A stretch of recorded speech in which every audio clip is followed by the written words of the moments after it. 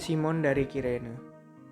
Dia hanya seorang pengamat, salah satu dari antara kerumunan orang banyak yang menonton parade para penjahat yang akan dieksekusi.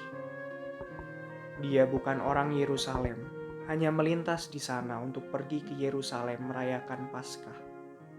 Dia bahkan tak mengira akan mendapati dirinya membawa salib pria terpidana.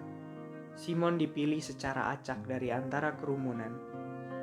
Ia tidak ditanya apakah mau melakukannya atau tidak.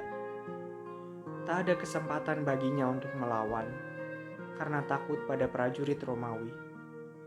Simon membantu Yesus memikul salibnya, kemungkinan besar karena terpaksa.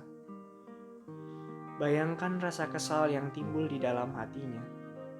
Bukankah dia sudah punya rencana pribadi di Yerusalem? Mengapa dirinya harus dipaksa untuk ikut membantu penjahat? Kita tentu bisa membayangkan bagaimana Simon enggan mendekati pria yang berlumuran darah dengan label penjahat yang melekat pada dirinya. Bukankah kita hari-hari ini juga merasa seperti Simon dari Kirene? Ketika kita semua hanya diam, sibuk dalam kehidupan pribadi, tiba-tiba saja kita terseret dalam realitas wabah ini. Kita hidup nyaman dalam rutinitas, lalu seketika juga tak bisa lari dari kondisi ini. Bukankah hidup kita semua kini terganggu? Kini ada dua pilihan sikap.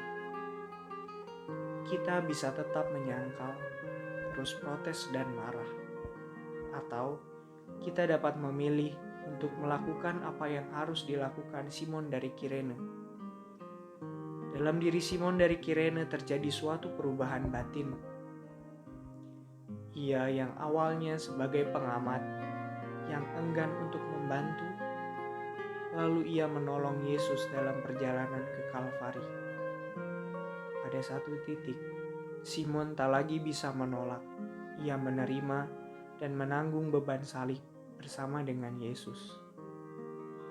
Terkadang Tuhan menarik kita keluar dari zona nyaman kita, bahkan terkadang tanpa memberi kita pilihan. Ketika Tuhan mengizinkan hal-hal yang tidak kita inginkan terjadi, kita perlu berdoa untuk memohon rahmat, kerelaan untuk menerimanya, dan kemerdekaan batin. Jika kita membuat pilihan yang benar, beban penderitaan bisa menjadi kesempatan langka untuk bertemu dengan Tuhan secara dekat. Dan Simon memiliki kesempatan itu.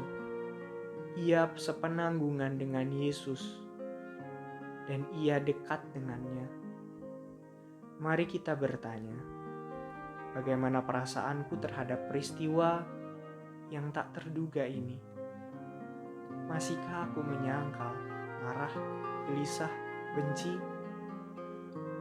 Tentu kita semua terganggu dengan segala dampak COVID-19 ini. Entah bagi diri kita sendiri, orang-orang yang kita cintai, atau bahkan orang-orang asing yang tidak kita kenal. Marilah kita berefleksi dalam situasi yang tidak mudah ini. Mampukah kita berani menerimanya? Dan mampukah kita menanggapinya dengan kemerdekaan batin? Bisakah kita setidaknya berdoa untuk memohon kedua rahmat itu?